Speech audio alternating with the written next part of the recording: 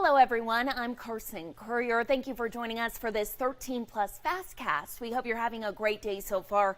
We do want to get started with some of these top stories that we're following for you this afternoon. Take a look at this story on our website. Now this man is behind bars after another man was found dead near Gulf Links in Swan on Monday. 48-year-old Joseph Donald Rose was found shot to death in the tunnels under Swan Road just north of Gulf Links. TPD says 41-year-old Joseph Edward Carver, the man you see right there on your screen, confronted Rose about a previous incident and shot him. He was later arrested at an apartment complex near East 29th in Swan. He is currently being held without bond at the Pima County Jail, facing a charge of first-degree murder. We'll keep watching that for you. And the westbound exit ramp of I-10 in Prince is reopened this afternoon following a deadly crash this morning. You're taking a look at some scene video of that crash early this morning. Tucson police were on scene for more than 8 hours investigating. It happened around 1 a.m. One person was pronounced dead at the scene, another taken to the hospital with serious injuries. This morning we were really tracking this throughout the day, causing a lot of slowdown on I-10 near Prince there. Of course, we are working to learn more regarding what led up to this crash. When we do, we'll update you on air, online, and right here on 13 Plus. And we do want to tell you about another story we're tracking for you this afternoon. This story out of Massachusetts. Police in Holyoke, Massachusetts, investigating a shooting involving multiple victims in the city's downtown area. Police say it happened around 1 this afternoon. A preliminary investigation indicates some of the victims were on a bus passing through this area. Some witnesses say they believe they heard around 8 shots coming from a bus. We're working to learn more. As soon as we do, we'll update you with the very latest. And this afternoon, many of you, well, probably all of you, heard some type of an alarm coming from your phone, your TV, your radio. It was a national test of the emergency alert system. The purpose of that test, to ensure that the systems work in case of an actual national emergency. This was the third national WEA test, but the second test to all cellular devices. Just days after student loan payments resumed, President Biden announced that he will be canceling another $9 billion in student loan debt. The White House says it's conducting fixes to what it calls a broken system. The White House was able to use existing debt relief to help about 125,000 borrowers. But what about the rest? The Biden administration says they have a plan. Listen. My administration has been pursuing a new approach, grounded and under a different law, the Higher Education Act. This act allows the Secretary of Education to compromise, waive, or release loans under certain circumstances. Last week, the Department of Education took a critical step in this process by identifying specific challenges that borrowers face in the current system, so we can move forward with a new rule to address these changes. For example, there are many borrowers who have made payments for many years, but because of interest, they still owe more than they originally borrowed. The Biden administration says those who fall behind over the next year will not see super harsh penalties. Late payments will not be reported to the credit bureau, but still, interest rates could go up. And we first brought you this story yesterday as late breaking news, when we found out that former House Speaker Kevin McCarthy was voted out of office by all the Democrats and 8 members of his own Republican Party. Some of those votes coming from Arizona. GOP Representatives Sandy Biggs and Eli Crane joined the effort, led by Florida Congressman Matt Gaetz. Now, the big question remains, what's next? Now, the House is on recess until next week. That's so Republicans can start to decide on a plan for a new speaker. Leaders Steve Scalise and Jim Jordan are coming up as early leaders today, saying they want to run for this position. Now, a vote could happen as soon as next week. Of course, we'll keep watching this for you. We will update you with the very latest. In San Francisco, California today, the late U.S. Senator Dianne Feinstein will be lying in state at City Hall. You can see the American flag draped over her casket here on your screen. Constituents of the late senator paying their respects ahead of her funeral tomorrow. You'll remember Feinstein died last week. She was 90 years old. After tomorrow's funeral, Feinstein will be buried in a private ceremony. Her 3-decade run in the Senate made her the longest serving female U.S. senator in this country's history. Meanwhile, it is the first day former President Donald Trump is in a New York courtroom after the judge issued a gag order yesterday. Now, we know this was big news coming out around yesterday afternoon. That bars Trump and those involved in the civil case from posting information about his staff online. This comes after Trump posted to his Truth Social account yesterday. That post has since been deleted. We'll keep watching that for you. Turning now to some lighter news. If you're feeling lucky this Wednesday, it feels like a broken record. We keep talking about this Powerball, but really, when it gets over $1 billion, that's really when you want to start playing. So the odds of winning the jackpot are 1 in 292.2 million. Sounds pretty low, but I mean, I'm still going to buy a ticket. I think you should too. A winner has the option of receiving the prize spread over 29 years or a lump sum payment of $782 million. A lot of money there. If you get that lucky, you will have 180 days to claim that prize. But Arizona law does allow you to remain anonymous. The Powerball drawing is tomorrow night at 8. Go out. Oh, it is tonight. Well, go out, buy your tickets now. Ticket sales cut off at 6:59. You still have some time. See, we've been talking about this story so much, I don't even know. Well, good news, it is happening tonight.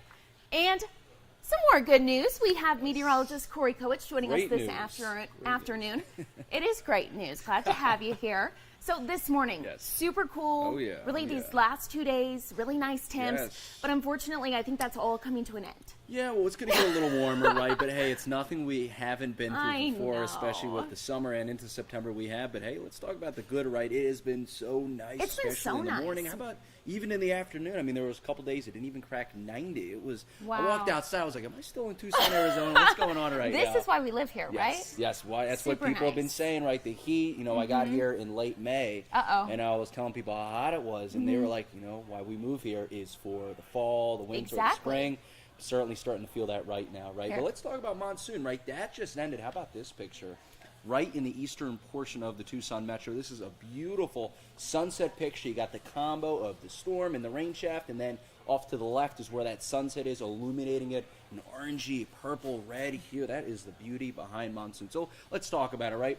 So for monsoon, which runs June 15th to September 30th, we had 4.73 inches of rain. You're wondering if that's a lot. Is that a little? Well, overall ranks 89th out of the 128 years of recording history. So bottom of the barrel, but not too bad because, look, our average is 5.69, so just about an inch under average.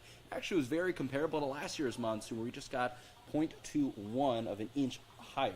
Highest in the region that we saw was around 7 inches, but we also saw some spots get all the way down to just an inch and a half. Overall, a rainiest day was an 84th of an inch, almost an inch on August 18th. So that's a little bit of a summary of monsoon. Let's break it down by month here in Tucson, right? June didn't have anything there. I mean, June's already a dry month, so it wasn't too much of a cause for concern. But we really had a slow start in July. Really picked up at the end of July, and we almost caught up to the average, which is 2.21. August ended up being our rainiest month, and that actually overdid the average rainfall for August and September last month. Very, very dry, just a 34th of an inch. We really saw monsoon end early on that month, and there you can see the totals and the monsoon averages just a bit below average. How about September, right? We were talking about how hot it was this summer. How about how that spilled into September? The average high, 99.7, so essentially 100 degrees. That is the hottest September ever.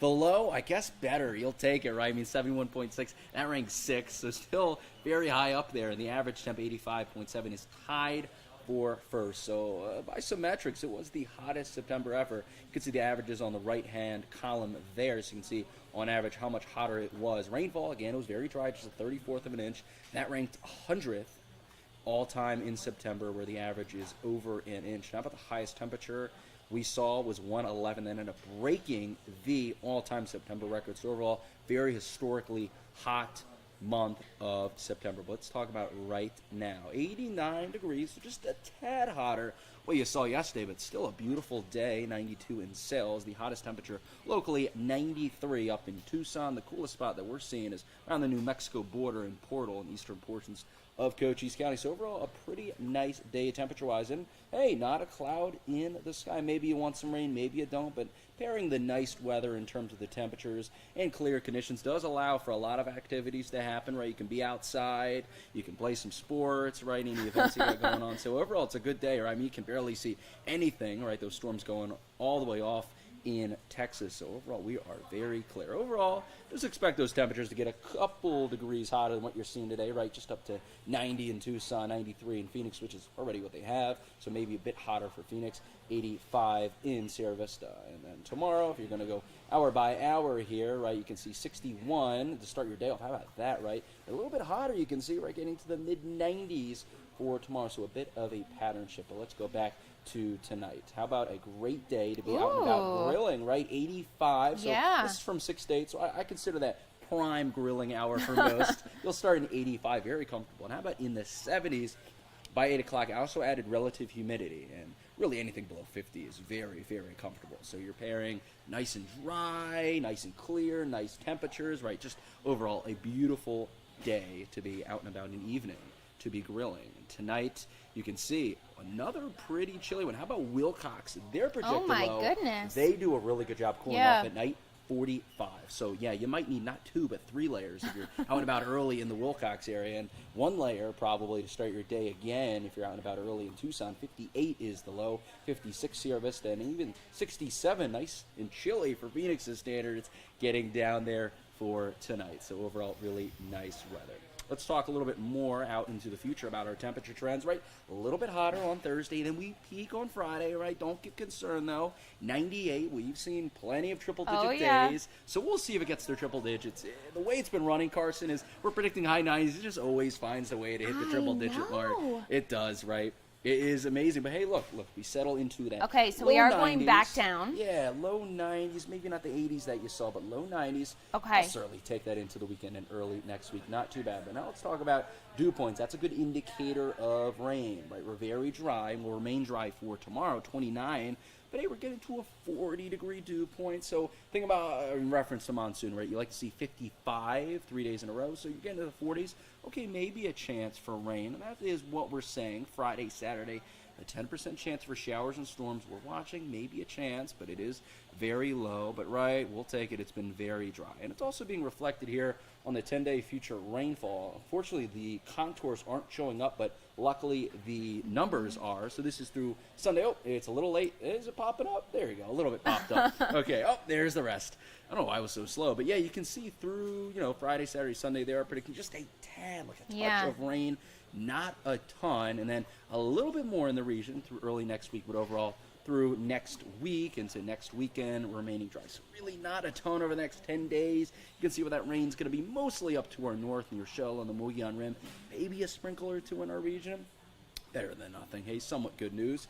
How about let's take a little bit into the future, right? We've been talking about rainfall into October. It's a very dry month, just over a half an inch average. We're expecting just a little bit above average. Don't get excited, right? It's a pretty dry month. So maybe just expect maybe more towards 3/4 of an inch. And again, for temperature, right? Average high in October is 86, low of 59. We're expecting just slightly above that. So overall in October, expect slightly above rainfall. Still a pretty dry month and maybe a little bit warmer than average. But again, not like summer in terms of well above average, right? We're just going to be slightly above average, and keep in mind, October is a much cooler month relative to September. So cooler temps are certainly on the way, and they're settling in, absolutely. That's some good news. Yes. Isn't our average typically low 90s this time of year? So the average is around 90.